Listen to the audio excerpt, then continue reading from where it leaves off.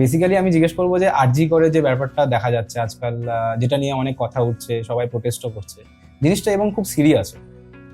আমার প্রশ্ন একটাই যে পুলিশ যখন প্রথম স্পটে পৌঁছালো তখন ওদের দেখে মনে হয়েছিল যে জিনিসটা সুইসাইড।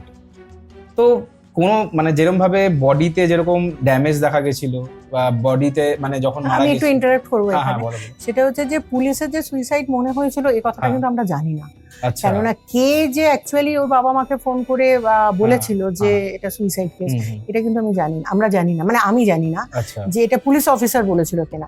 তবে বেশিরভাগ আমার ধারণা কি যে কোনো পুলিশ অফিসার এরকম কথা না বলাটাই আমরা ধরে নেবো কি পুলিশ অফিসার বলেনি। এখন কে বলেছিল, হসপিটাল অ্যাডমিনিস্ট্রেশন বলেছে না পুলিশ অ্যাডমিনিস্ট্রেশন বলেছে, সে সম্বন্ধে আমাদের ধারণা নেই। তবে আমরা যারা পুলিশ অফিসার তারা একটা বডি দেখলেই বুঝতে পারি যে এটা সুইসাইড, অ্যাক্সিডেন্টাল, সুইসাইডাল না মার্ডার, এটা কিন্তু আমরা বুঝতে পারি। এটা সম্বন্ধে আমাদের ক্রিমিনাল জুরিসপ্রুডেন্সে জ্ঞান দেওয়া হয়, লেকচার দেওয়া হয়। সুতরাং এই কথাটা যে অ্যাকচুয়ালি কে বলেছিল, একটা ভুল তথ্য কিভাবে ফ্যামিলির কাছে গেল সেটা সম্বন্ধে আমি কিন্তু সন্দিহান। এটা কে বলেছিল আমি কিন্তু জানি না, পুলিশ অফিসার বলেছিল কিনা সেটা সম্বন্ধে আমি জানি না, তবে বলা উচিত নয়। হ্যাঁ, যদি বলেও থাকে তাহলে বলা উচিত, অন্যায়, বলা উচিত।